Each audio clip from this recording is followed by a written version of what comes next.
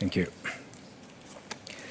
Yeah, first of all, if there's a lot of academics here, I'm so sorry because maybe I'm going to upset them because I think they are one of the main problems when it comes to counterterrorism. You know, I'm talking about the real work of counterterrorism. There's plenty of them, you know, too much of academic work and academic individuals, but quite frankly, they have no clue whatsoever about the world outside there, you know. When people, they're shooting at each other and people, they're killing each other, okay? Why I'm saying this? Because now, if we assess the international global agenda about counterterrorism, what's the goals and the aims has been set up by the international community, okay? That should be the main start, you know. What is the international community, if it does exist, you know, global agenda when it comes to counterterrorism? So when we talk about the global agenda, that means including the Middle East, Libya, Iraq, Afghanistan, Syria, you name it, including Turkey, whatever, because they are part of the global agenda. I think, just think about what I'm going to say now carefully, please.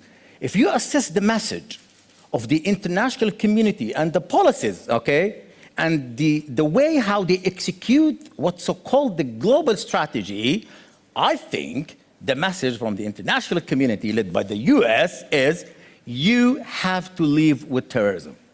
Take it or leave it. And that's a defeat. That's exactly the message. Just assess the Middle East especially, or even the greater Middle East if you talk about Pakistan, Afghanistan as well, maybe India and Kashmir or whatever. So you will find out the message is for the public is you have to live with terrorism. Okay?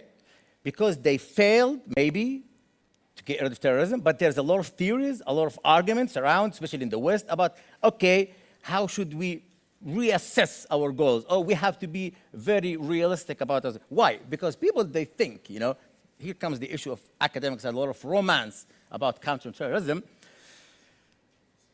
I would like to ask you one question before I go to the second point is, for you, even from a liberal democratic values and point views, which is more important for you? The rights of Khalid Sheikh Mohammed, the human rights of Khalid Sheikh Mohammed, which is the mastermind of 11th of September, and he killed thousands and thousands of people in New York, or the human rights of his victims? So you have to answer this question, quite frankly. Which is more important for you? The rights of the terrorist, the criminal, the mastermind of the killing of thousands and thousands of people and using civilian or weaponized civilian aviation, okay, in New York, or the rights of his victims? I never seen anyone talk about the victims. It's always about the rights. I'm just giving him as an example. Oh, Khalid Sheikh Mohammed is being treated like this. Oh, Khalid Sheikh Mohammed is being God knows what. Oh my God, I love him, honestly, you know, so he's thought to be innocent, a hero. So we have to be very careful about our rights, our values, exactly how to do, because it goes exactly, I think, in contradiction with the efforts out there. When you send your boys and kids and women and men in service duty in Afghanistan and to fight in Helmand or in Iraq or whatever, so you have to respect their sacrifice. And I have communication with a lot of them. Most of them, they are really upset about the politicians, the leaders who sent them there.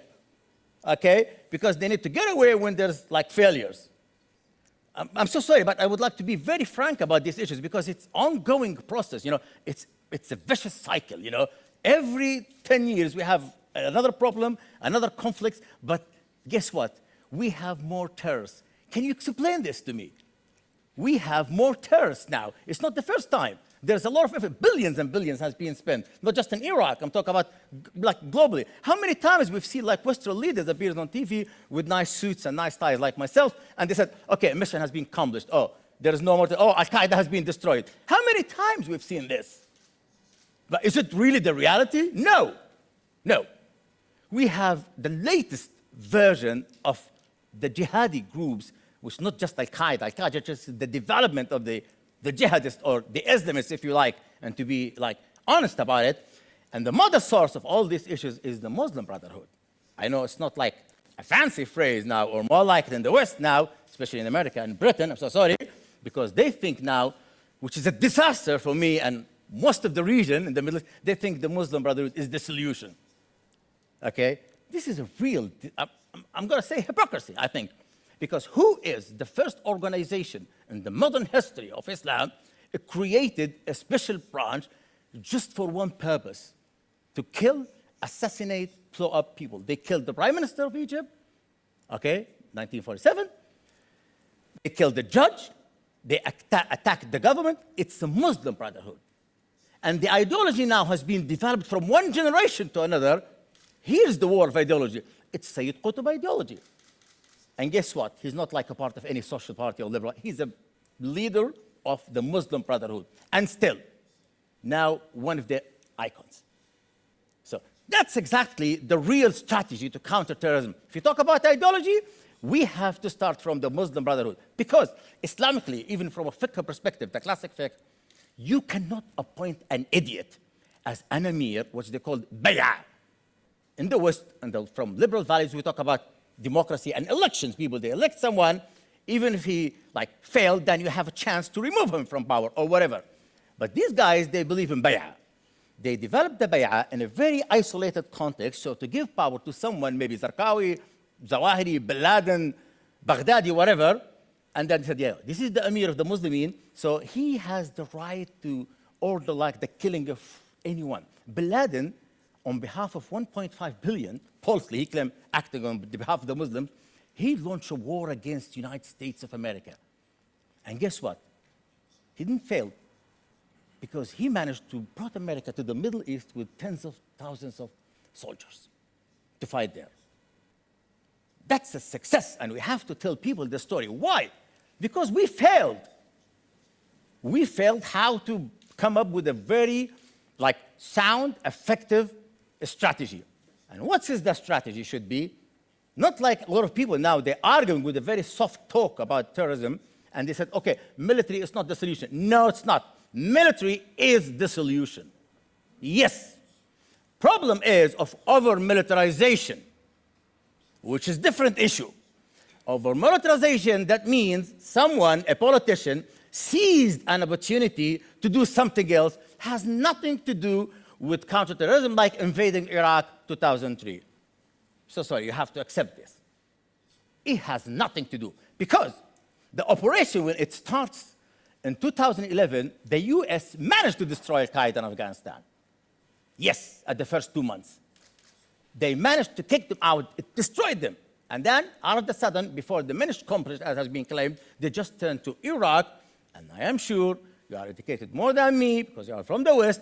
You know exactly who was behind it to, take the war to a different path, to attack Iraq and to invade Iraq for different reasons. I know Saddam Hussein was a dictator, but the war there, it wasn't part of war against terrorism. So here, we don't play the military force. I know a lot of issues. If you analyze the situation, what's it like General Petraeus work in Iraq? He destroyed the terrorists.